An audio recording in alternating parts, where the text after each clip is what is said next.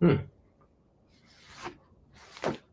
What's going on, everyone? I know why you're here today. You're here for Nathan Payne's Wholesaling Storytime, Tales from the Trenches. And guys, I got a doozy for you today. I got a story that will blow your socks off because it still makes me laugh to this very day that we got duped. We got tricked by our flyer guy. Okay. And if you've ever hired someone and just trusted that they would do the work that you pay them for, you're going to love this story because we did the same thing. We said, oh, we're paying this guy. He's going to do what we say. But you're going to find out quickly what will happen in the real estate industry if you pay someone to do something and you don't check on them and you don't check their work. So I'm just reflecting. This is a journal from, my beginnings in wholesaling. So you guys can see exactly what it's like to get started in real estate investing. And if you do things like I did, what to avoid. That's what this story time is for. Tales from the trenches. Still in the trenches. And I like being in the trenches because that's where you learn the most, but learn from my experience. And that's why we're here today. And I'm reminiscing about the time, like I said, we hired a flyer guy to flyer for us, and it didn't work out as well as I thought it would. But we're going to be telling you guys exactly what not to do and about the story. And I got a gift for you at the end of the video. If you're subscribed to our weekly newsletter, you get free gifts every single week. Every story that I tell comes with a marketing list, comes with a calculator, comes with something specific that will help you in your real estate investing journey, just like it helped me. I got thousands and thousands of resources that are in my drive that are just sitting there. So I said, let me give them away, but let me give an engaging story that will help you use these and know how to use these. Spend thousands of dollars, all for your benefit. So just subscribe to the newsletter. Just go to painlessflipping.com and you get all these resources, and especially the gift that I'm going to be giving today. All right, let's dive right into this story, everybody. So if you didn't join us on the last episode or the previous episode where we talked about how I did a $19,000 deal by flyering homes, we would just flyer every house in a neighborhood. We would go to neighborhoods that were a little bit older, built in the 1970s, and we would leave flyers on their doors saying, hey, we bought a house recently in the neighborhood looking to buy more. And we would get calls. We'd get calls from people that were upset saying, don't leave your trash on my door. We'd get people saying, yes, I want to sell. So that was one of the marketing strategies I used to implement, and we would get a lot of deals later on. But when I first started, that $19,000 deal was the first. And if you are subscribed to the newsletter at painlessflipping.com, we actually give you that exact template of what it says, what it looked like, the paper to use, all that. But anyway, so where we are right now in my journey is we just made that $19,000 and we're like, well, let's hire this out because I don't want to be flyering all day. There's other things I can do. So let me leverage that marketing money and let me hire some people. So the next thing we did is once we decided to go all in on the flyers, we hit Facebook. We went to Facebook, just made a bunch of posts on Facebook saying, hey, we're looking to hire flyer guys. We're looking to hire flyer distributors. And we made those posts on Utah Jobs for Sale. Like we went to all those little groups of people looking for jobs. And we had many applicants that were interested in what we were offering at the time in 2018 was 5 cents a flyer. It was like 5 to 10 cents a flyer. If you drop the flyer, that's 10 cents. And then and what we would say is you could do like 100 an hour, or you could do a certain amount where it came out to be like $7 to $10 an hour, depending how fast you went. And like I said, we had multiple applicants, but we found the chosen one. Or so what we thought was the chosen one. What ended up happening is making up all those posts, people would come into the broker's office we were working at, and we would interview people to see if they wanted to flyer. We had like a stay-at-home mom that wanted to flyer while she pushed her kid in her stroller. She did that for a day, and she's like, this job sucks, I'm not doing it. And we're like, okay. But finally, like I said, we found the chosen one. In comes a guy named Rob. All right, Rob comes in. Just imagine long blonde ponytail, tall lanky guy, and combat boots on, white tank top, giant combat boots, black, looked like he had been walking for thousands of miles. Like the boots were worn out, but he was, you could just tell the man knew how to walk. All right. And what ended up happening is he's like, guys, I love walking. I walk everywhere. Okay. I enjoy it. I really have fun walking. And you're telling me you can pay me to go walk?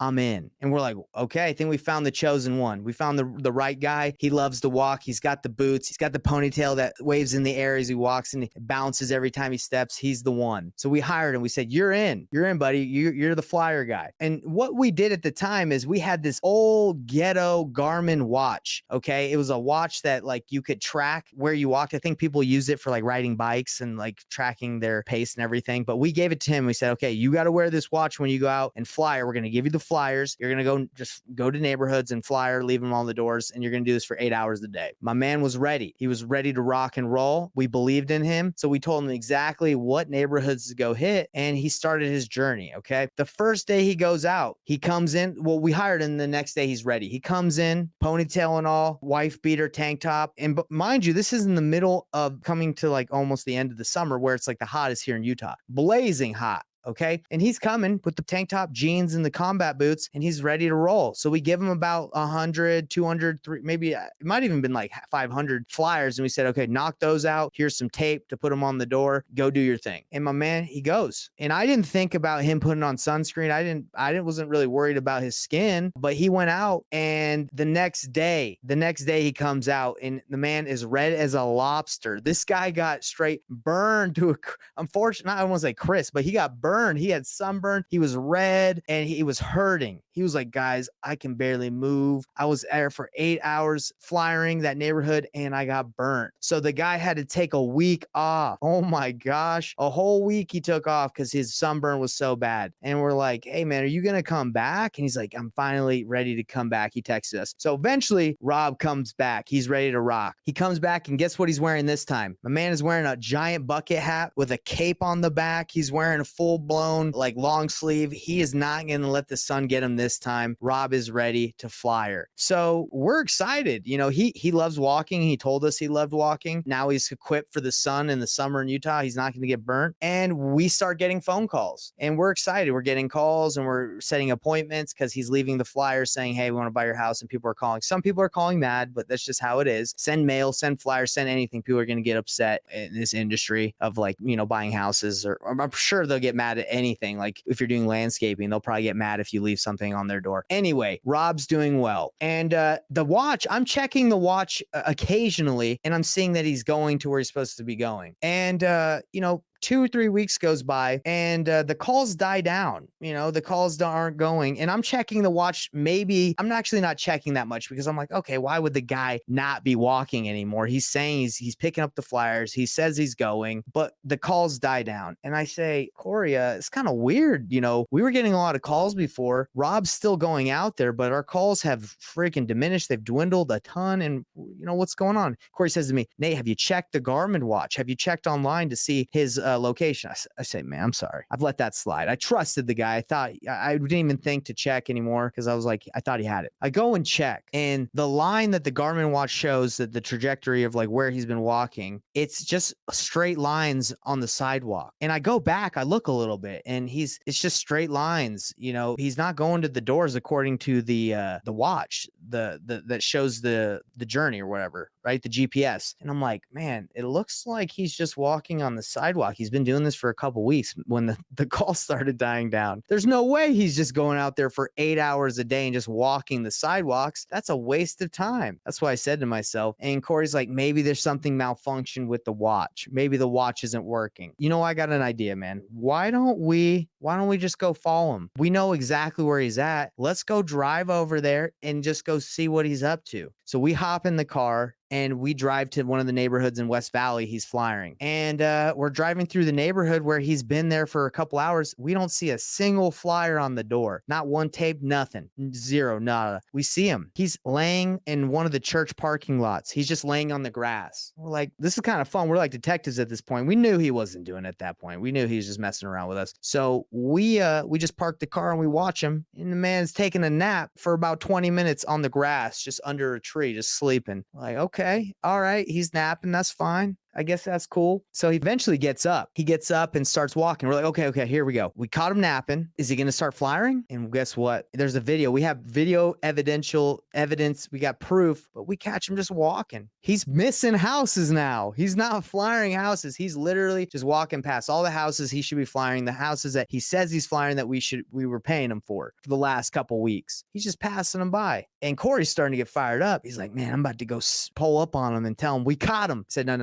We'll get him another way, Corey. Let's go. We know he's not doing it. Let's see how long he keeps this lie going for, because we're not going to pay him obviously anymore. Let's go back to the office. So we go back to the office and I'm like, hey, he's going to come back for his next batch of flyers. At this point, we don't care. Let's see how long he says he lasts with the flyer, the 500 batch we gave him the last time he came in. So he comes in a couple days later. He's like, hey guys, can you imagine this, just lying like this? He says, hey guys, I just finished the other batch of flyers. I'm ready for my new batch. I'm ready for the new stack. And this is how I played it. I was like, hey, Robert, it's kind of weird. You know, we haven't been getting any phone calls from any of the flyers you say you've been holding out. What do you think's going on? He's like, I don't know, man. I don't know what could be going on. I've been flyering. And that's what he said. He's like, I've been doing it. And I was like, you know what? We actually, and I wanted to give him the opportunity to just admit it. I didn't want to just say, hey, we caught you, buddy. I wanted to give him the opportunity. So I said, that's interesting. We actually drove one of the neighborhoods that you said you flyered. We didn't see a single flyer on any door. What do you think could happen? And this is what he says. He says, maybe the wind blew them all off. It was probably the wind, or maybe everyone picked them up by the time you saw them. And I was like, oh, okay. So no calls. Maybe the wind blew him off. Listen, man. And I couldn't take him more because he just wouldn't fess up. So I said, we actually were driving. We were following you and one of these days, and we saw that you weren't doing anything. We saw you taking a nap and just walking the streets. How long have you been doing this for? And then he just completely broke down and he was shaking like he just got caught, because he did. He was nervous and he was like, because he was in our office. I don't know if he thought we were going to attack him. We weren't going to do anything, but he was nervous. Oh gosh, they caught me.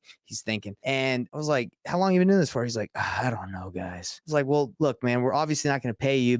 You've been lying to us for a long time. We're not going to do anything to you. We're not going to hurt you. Chill, buddy. Don't stop shaking. It's all good. But do you at least have the flyers? Do you have the flyers we gave you? Because we can use those since you didn't use them. And he's like, oh, guys, I threw them away. Like, you threw away like the 2,000, 3,000 flyers we've given you over the last couple of weeks to flyer? He's like, yeah, I threw them away. I'm like, I'm about to charge you for those. No, I didn't say that, but in my mind, I was like, anyway, we didn't have anything left to pay him because he had been lying for a couple of weeks. And I was like, well, dude, you at least have the tape we gave you? Because we'd like the tape, because we're balling on a budget that time. We're brand new. He's like, nah, I ain't got the tape. I'm sorry. I threw that away too. So we're like, dude, okay, well, obviously you're fired.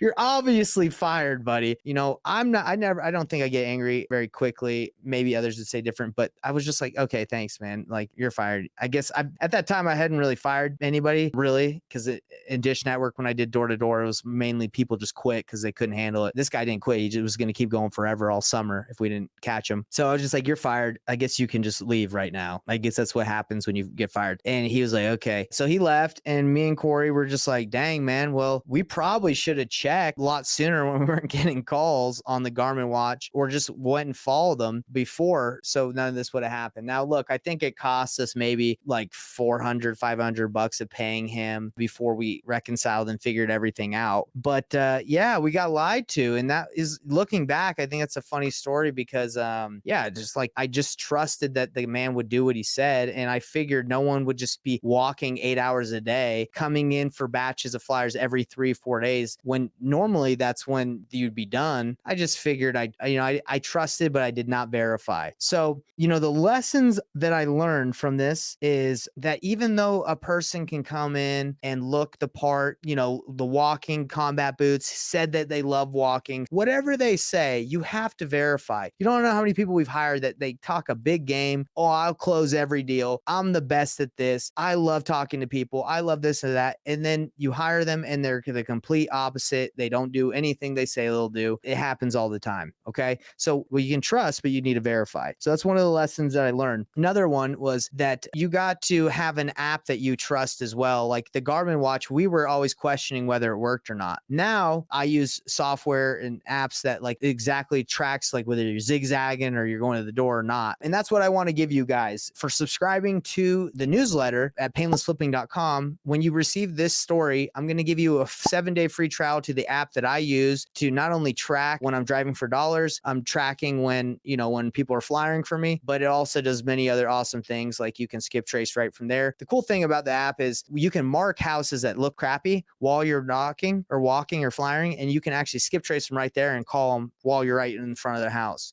which is a great move because we've done tons of deals through driving for dollars looking at distressed houses. So I'm going to give you that app, 7-day free trial, and it will help you succeed if you decide to do the strategy. Guys, I talked to another guy who was at a mastermind the other day. He does about 20 to 25 deals from knocking pre-foreclosures doors, people in pre-foreclosure, probate. He does this, and then obviously if they don't answer the phone, he leaves a flyer. So this is a strategy that works extremely well, especially if you're on a lower budget and you want to save money. Works like magic. The only reason I don't implement as much because I don't want to manage that kind of team at the moment. But I tell you, if you are brand new, this strategy of flyering and knocking is money, especially if you're really targeted and you have buyers and you do it the painless way. You're not just going to a random neighborhood, you don't know anything who will buy it. You got to have an understanding of who can buy the deals if you're going to wholesale into them. As I reflect on this journey, it lets me know that, obviously I've leveled up as a manager. And if you struggle with hiring people, you need to reflect and be like, what were my struggles? Just like I'm reflecting, well, my struggles was I wasn't really checking on him. I was just hoping and trusting. And if that's your management style, it's not going to work out all the time. I can tell you right now, if you just hire someone and you're like, I believe he's going to do what he said he would, not a good management process. I'm telling you, strategy is bad. Don't do that. And my last thing I want to do is I want to invite you to subscribe to the newsletter again. It has many great resources worth thousands of dollars that I'm giving to you. Subscribe at painlessflipping.com. And if you're watching this live or you watch this later, please give this video a thumbs up so it can get in front of more people. And if you have any stories that are similar, if you want to engage, if you want to tell me, yo, Nate, that was a great story. Nate, that sucked. You went way too long on the talking about his ponytail. Doesn't matter. Go ahead. Let me know because I want to hear your feedback. It's important to me to know how you guys feel about what I'm saying because this is for you. It's for all of us, right? So anyway, hope that story was fun. And I appreciate you guys being on Nathan Payne's Wholesaling Storytime, Tales from the Trenches. Hey everybody, what's up? It's Nathan Payne. And for the first time ever, we just released this insane training bundle that has literally everything that I've learned from doing a combined 4,000 deals in real estate, all from starting with absolutely no previous business background experience or any real estate experience. Plus there's over $19,000 worth of free gifts that we're throwing in all for an insanely low price. If you want to get your hands on this, be sure to click the first link on the description below right now.